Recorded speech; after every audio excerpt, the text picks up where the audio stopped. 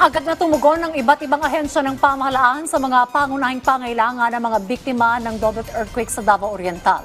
May report si Rudolph Ian, alam ng Philippine Information Agency.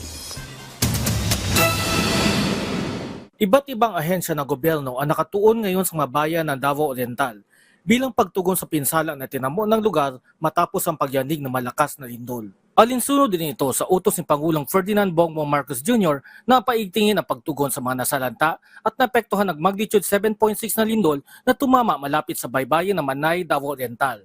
Nagsagawa ng clearing operations ang Department of Public Works and Highways Quick Response Teams sa mga kalsada na naapektuhan ng landslide na epekto ng lindol. Nagpadala naman ang Department of Health na matauhan sa mga lugar na apektado ng lindol.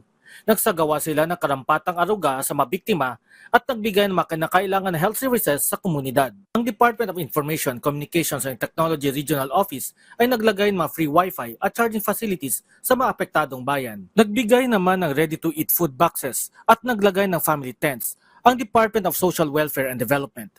Dumating ang mga cabinet secretaries na sina DPWH Secretary Vince Dizon, DSWD Secretary Rex Gatchalian, DepEd Secretary Sani Angara, kasama si Mindanao Development Authority Secretary Leo Magno sa Mati City at Manay, pasuriin ang pinsala at tingnan kung anong pwedeng matugon ng pamalaan matapos lindol. Pinapunta kaming lahat ni Pangulo today kasi talaga he wants to provide the fastest relief as fast as we can. Mula sa Davao City para sa Integrated State Media, Rudolph Ian Alama ng Philippine Information Agency 11 kasama si Ford Cabrera ng IBC News.